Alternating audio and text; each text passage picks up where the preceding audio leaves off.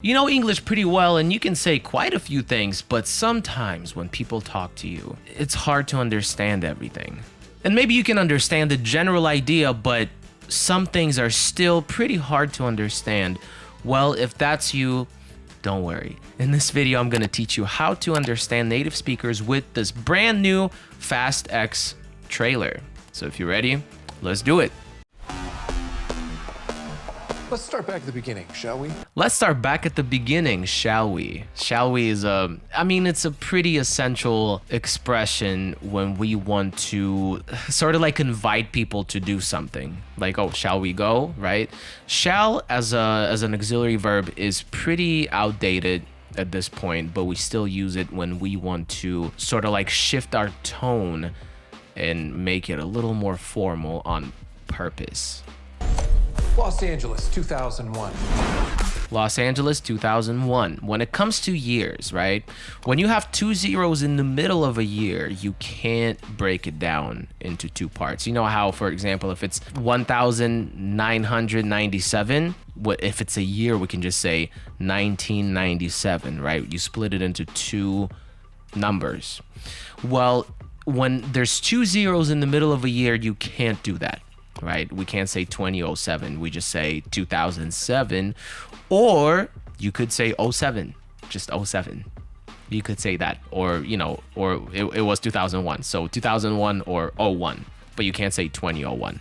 Humble roots, local kids. Humble roots, local kids. Humble is a great word. So humble is an adjective that means to, be simple, be down to earth. In this context, it could also mean, humble roots. You don't come from a very rich, sophisticated sort of upbringing, right? Local kids. Street racers who became hijackers. Street racers who became hijackers. Hijackers are people that, steal things. A person who illegally seizes an aircraft, ship, or vehicle.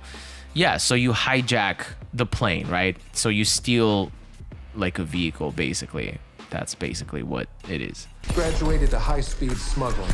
Graduated to high-speed smuggling. So this is very interesting. We're using the word graduated that we usually use for education or like school or university or college, right? We're using it to sort of say level up, right? Go into, something new, something better, something higher. Better.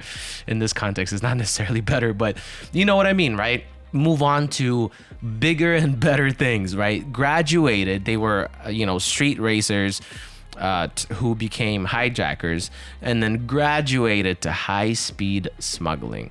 Smuggling is illegally bringing something somewhere, right? Like smuggling drugs or something like that, right? Mobile jailbreaks. Mobile jailbreaks. Jailbreaks is to free someone from jail. Mobile is when it's like a mobile phone, right? You have a house phone, like a landline phone that you can't really take with you. And you have a mobile phone, like a cell phone, right? You can take it with you. So mobile jailbreaks is what I'm understanding from this context is, when people transfer from, like one jail to another one or one prison to another one, they're on the bus or whatever. So mobile jailbreaks is when you set someone free and help them escape while they're in transit. If it could be done in a car, they did it. If it could be done in a car, they did it. That's a great conditional. If it could be done in a car, they did it. It violates the laws of God and gravity. It violates the laws of God and gravity. They did it twice. They did it twice. But the days where one man behind the wheel of a car can make a difference are over. I like that. But the days where one man behind the wheel of a car can make a difference are over. We're using the word over here to mean done, finished, right? The days when one man behind the wheel of a car can make a difference are over. Also, I forgot to make a difference. That's a great expression, to make a difference. To make a difference could be taken literally, to make a difference, to make something different, right? To do something different, to make a difference. Or to make a difference could also mean to, make some kind of big impact, change, disrupt the norm, right? Something big, something that leaves a lasting impression, a big impact. You might want to buckle up. You might want to buckle up. You might want to buckle up. To buckle up means to put your seatbelt on in the car, right?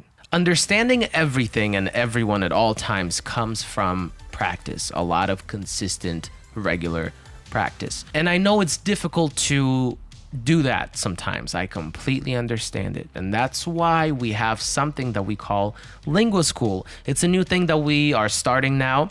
And basically, this is a great opportunity for you to learn from a big, large database of, grammar, vocabulary. We have all of those lessons for you. And also, you get to learn with a native speaker, either once a week or twice a week, depending on what you choose. And they don't spend any time on homework with you. Someone else is going to check your homework. You get that native speaker time uninterrupted. We also have access to speaking clubs, and it's just so much. Every month we're going to test your progress and test your knowledge and measure your progress so you can see how your English is changing, and that helps your motivation and stuff. But yeah, we have everything you need. If you want to learn more about LinguaSchool, check out the link down below, and let's continue watching.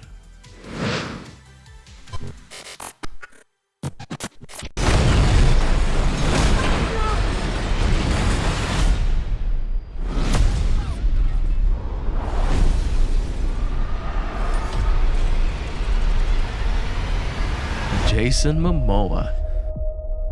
As I look out at this wonderful family, I am filled with As I look out at this wonderful family, I'm filled with so much pride. I love that. That's beautiful. If you never would have gotten behind that wheel, I'd never be the man I am today. Interesting. So that's a conditional sentence that's sort of built incorrectly. If you never would have gotten behind that wheel, I'd never be the man I am today. It's fine. You can understand it, and there's nothing wrong with this, right? But if we're taking a test, if we're taking TOEFL or IELTS or something like that, obviously that would be flagged as a mistake. This is an attempt at a mixed conditional, right? So let's break this down. If you never would have gotten behind that wheel, first of all, we're trying to use the third conditional if clause, right? So ideally you would use past perfect and say if you hadn't gotten behind that wheel, or if you had never gotten behind that wheel. So you want to use, if you want a past condition, you want to use the third conditional if clause, which is past perfect, right? I'd never be the man I am today. That's fine. I would never be the man I am today. This is the second conditional main clause or result, right? I would never be the man I am today. The condition is in the past, but the result is present time. So that's why we use mixed conditionals, is just slightly off. Once again, in a regular life situation, this is fine. People will understand you. People will most likely speak like this too.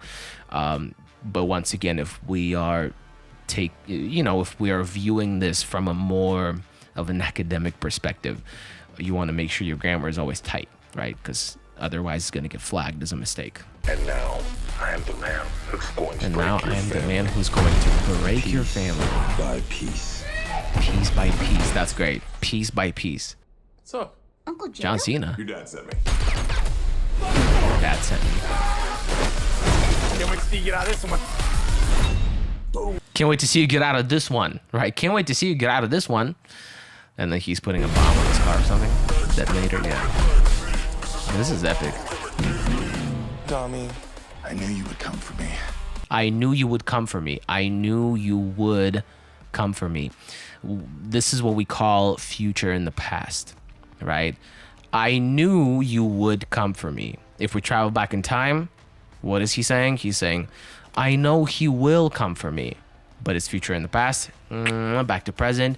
I knew you would come for me, right? In this case, will transforms into would. Future in the past. Beautiful, beautiful way to express that. So how about we all just start shooting each other? So but that's a great way to suggest something, right? Maybe not this particular action, right? But this is a great way to make a suggestion. That's what I came here for. That's what I came here for. Time to end this.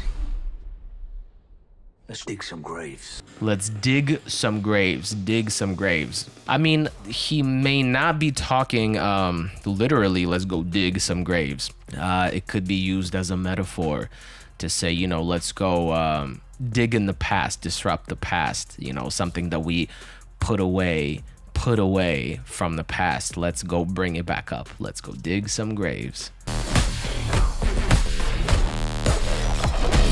So much action. I gotta go see it. You are not to be trusted. You are not to be trusted.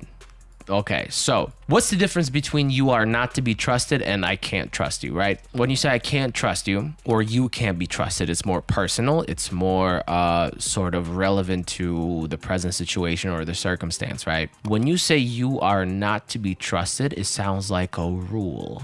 It sounds like a rule that everyone knows about. It sounds very serious. It sounds permanent. You are not to be trusted. In a way, this particular sentence is more rude than just I can't trust you, right? So that's pretty cool. That's a pretty cool way of using English grammar to convey a very specific type of tone and a very specific type of message. Hey, you ain't on my Christmas list either. You ain't on my Christmas list either. I mean, you don't want to use that. That's pretty lame. But what he's saying is basically, you know, you're not on my Christmas list. It could either be like you're not on the list of people who I'll be getting Christmas presents for, like we're not close, we're not friends, right? Or something like, you know, you're not the gift that I want, like you're not something that I want anyway, so that's fine, right? So it could be either way, but yeah, I mean, it's cool, you can use it, I guess, but it's a little lame. Cavalry's here. Cavalry's here. It's showtime. Could be like police. Tiny Tej. Tiny Tej. No, we never agreed on that. We never agreed on that. Cheers. We need weapons. We need weapons. And cars.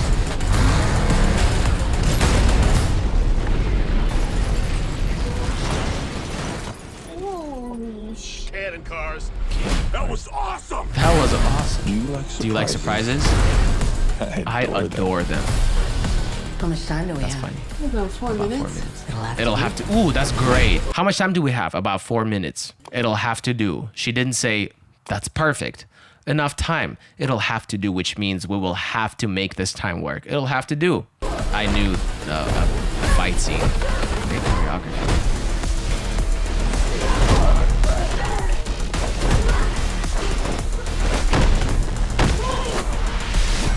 Oof.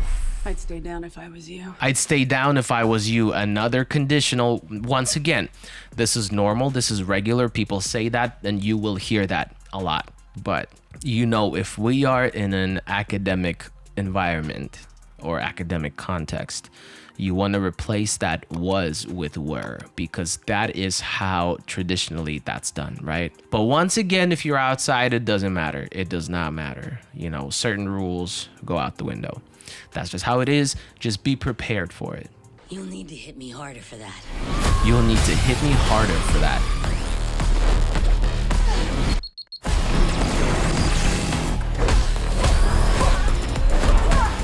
Intense.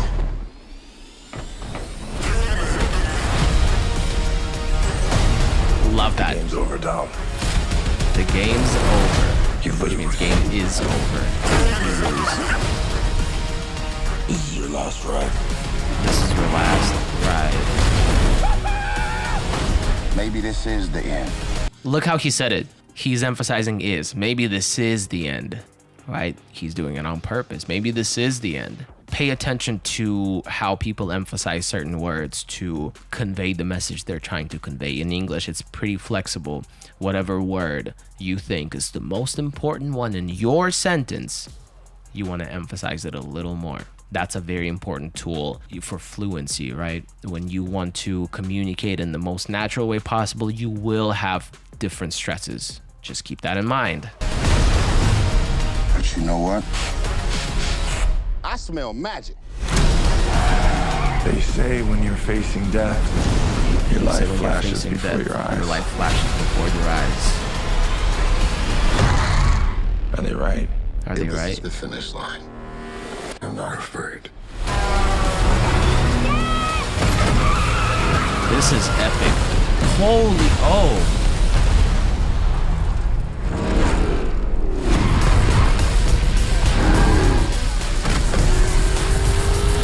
Wow. This is intense.